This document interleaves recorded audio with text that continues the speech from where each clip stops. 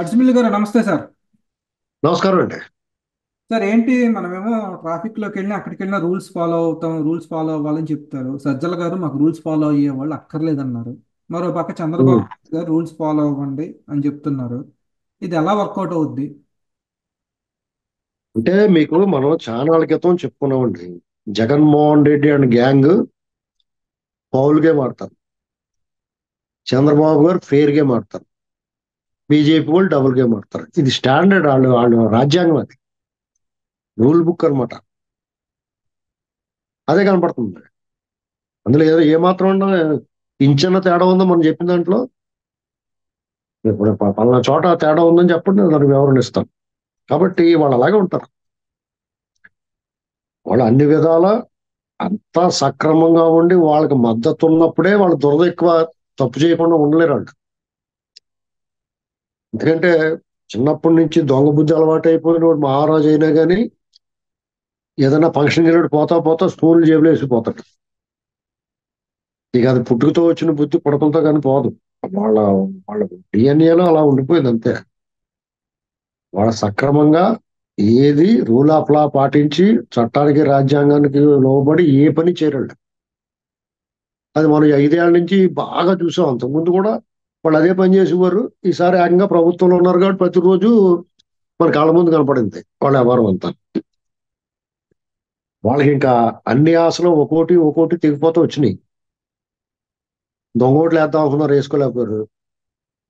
అరాచకం చేద్దాం అనుకున్నారు, చేయలేకపోయారు. వ్యవస్థను అడ్డగోలుగా వాడి ఆ, యంత్రాంగాన్ని వాళ్ళ తాలూకు మనుషులు రెడ్లందరినీ పెట్టేసుకున్నారు. వాళ్ళందరినీ ఎలక్షన్ కమిషన్ గజిబిచ్చేసేసి కొంతమంది లేపేసింది. అయినా ఎలక్షన్ కమిషనర్ జవహర్ రెడ్డి వాళ్ళకి ఎంత సహకరించినా కానీ వాళ్ళు అనుకున్నది చేయలేకపోయారు.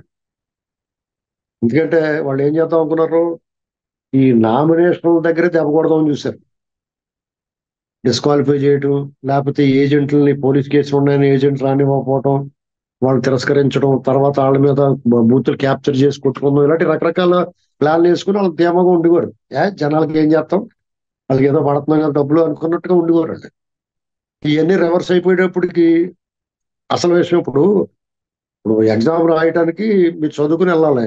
ఆ చదువుకుని బుర్రలోకి ఎక్కించుకోవడం మానేసి స్లిప్పులు పెడతాం, ఎతటోడి దగ్గర కాపీ కొడదాం, ఇన్విజిలేటర్ని మంచిగా మంచి చేసుకుని ఏదన్నా బుక్ తీసుకుని అందులో చూసి రాద్దాం, లేదంటే ఆ మార్కులు వేసి వాడిని మేనేజ్ చేసుకుందాం, ఇలాగ ఆలోచనలు చేసినోడు అవన్నీ కుదరినప్పుడు ఏమవుతుంది, రాయాలి పరీక్ష. ఆ పరీక్ష రాయడానికి బుర్రలో గుజ్జు ఉండదు, ఫెయిల్ అయిపోతాడు. అంతే జరిగింది ఇక్కడ, సింపుల్. అంటే మీరు అల్టిమేట్ గా రాజకీయాల్లో ఎన్నికల్లో అయినా విద్యార్థులు పాస్ అవ్వాలంటే చదువు సంధ్యల విషయంలో అయినా మీరు బేసిక్ గా చదువుకోవాలా విద్యార్థులు. అప్పుడు మిగతా అదనంగా ఎవడన్నా తెలియని బిట్లు ఒకటి రెండు ఉంటే పక్కటి దాంట్లో కాపీ కొట్టినా, లేకపోతే మాస్టర్ సాయం చేసిన ఫస్ట్ మార్కులు వస్తాయి ఏంటండి. లేదా ఒక తెలియని ప్రశ్నకి సమాధానం ఎవడో పక్కటి స్లిప్ పెట్టుకున్నాడు కనుక నాకు ఒకసారి ఎవరో బాబు అంటే అది రాసుకుంటాం. ఇక్కడ ఇన్విజిలేటర్ వదిలేస్తే రాసుకుంటే మంచి మార్కులు తెచ్చుకోవచ్చు. అంతేగాని అసలు బుర్రలు ఏమి లేకుండా పైనుంచి కింద ప్రశ్న తిరగరాస్తే నీకు మార్కులు ఎందుకు పడతాయి, ఫెయిల్ అయిపోతాయి. అలాగే రా రాజకీయాల్లో ఉన్నవాళ్ళు, అధికారంలో ఉన్నవాళ్ళు ప్రజలకు ఏమన్నా చేసి అభివృద్ధి చూపించి, అభివృద్ధి సంక్షేమం రెండు చక్రాలుగా నడిపించి, రెండు కళ్ళుగా ఉండి భావించి, ప్రజల్ని ఒప్పించి మెప్పించి, వాళ్ళ దగ్గర సానుకూలత సాధించి ఓట్లు అడిగి గెలవాలి. ఇది బేసిక్ లైన్. అవి వదిలేసి దొంగ ఓట్లు వేసుకుంటాం, మా ఓటర్లు వేరే ఉన్నారు, ఫలానా కులపోడు అని చెప్పేసి కులం మీద మతం మీద ప్రాంతం మీద లేకపోతే వాళ్ళని నమ్ముకుని కులం మీద బేసి ప్రాంతం మీద బేసి లేకపోతే ప్రాంతం మీద విద్వేషాలు రెచ్చగొట్టి ఇలాగా అది ఎప్పుడన్నా చాలా అరుదుగా ఇంకా అనేక అంశాలు తోడైనప్పుడు ఇది కూడా ఒక కలిసి వచ్చే అంశం తప్ప దాని మీదే బేస్ అయితే మాత్రం దెబ్బతింటారు. జగన్మోహన్ రెడ్డి మొహం బదలేసిపోద్ది అనమాట. కళ్ళు మూసుకుని ఇదంతా మాదే అనుకుని గదుల్లో నడుతున్నాడు కూడా ఏదో గోడ గుద్దుకుని మొహం పగిలిపోద్ది కదా. అలా జరిగింది ఇప్పుడు. ఇప్పుడు దీని నుంచి తేరుకోవడానికి ఏం చేయాలి, ఇంకా ఆఖరి అంశం లెక్కింపు. ఆ లెక్కింపు దగ్గరికి వచ్చినప్పటికి ఆ లెక్కింపు కేంద్రాల్లో ఈ ఈవీఎంలు భద్రపరిచిన స్ట్రాంగ్ రూముల దగ్గర కూడా కొంచెం హడావుడి చేద్దామని చూశారు. తెలుగుదేశం వాళ్ళు గట్టిగా కౌంటర్ ఇచ్చారు. వాళ్ళు 4 కొడితే ఇల్లు కొట్టారు. ఇలాంటివన్నీ జరిగిందని వ్యవస్థను కూడా ఎన్నాళ్ళని సిగ్గు కళ్ళు మూసుకుంటాయి.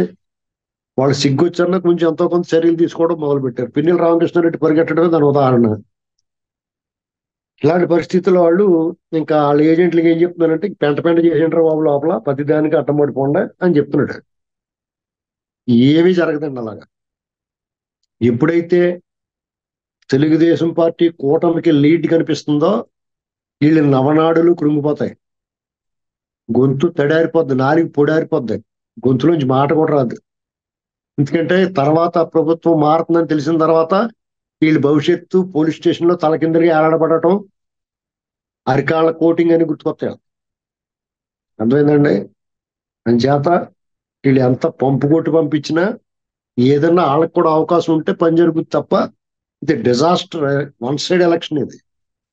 జగన్మోహన్ రెడ్డిని అసహించుకుని ఇతను వద్దురా మనకని అతని మీద కోపంతో, ఆగ్రహంతో, పగతో రగిలిపోతా రకరకాల భావాలు, రకరకాల వర్గాలు, ఒక్కొక్కరికి ఒక్కొక్క బాధ, ఒక్కొక్కరికి ఒక్కొక్కరికి జరిగిన అన్యాయం, ఈ అన్నిటి మీద జరిగిన తిరుగుబాటు ఇది. కాబట్టి వీళ్ళు ఎన్ని పిచ్చి పిల్లి మొగ్గులు వేసినా, పిచ్చి గొంతులు వేసినా పని జరగదండి. అతను అనవసరంగా ఇప్పుడు మళ్ళీ ఈ మాటలు మాట్లాడాడు, రేపు పొద్దున వచ్చిన ప్రభుత్వం దీని మీద విచారణ జరపాలని ఉత్తు పుణ్యాన్ని కేసులు పెట్టడానికి అవకాశం ఇస్తున్నారు. వాళ్ళ మీద, తెలుగుదేశం వాళ్ళ మీద కేసులు పెట్టడానికి వెతుక్కోవాల్సి వచ్చింది. వాళ్ళు ఐఏఎస్ని, ఐపీఎస్ని బెదిరించి భయపెట్టి బ్లాక్మెయిల్ చేయాల్సి వచ్చింది. వీళ్ళకి ఏం అవసరం లేదు. ఒకే రోజు వీళ్ళందరి మీద 1,00,000 కేసులు పెట్టేయచ్చు. వీళ్ళందరూ ఒకేపోతారు, ఎవడు తప్పించుకోలేడండి.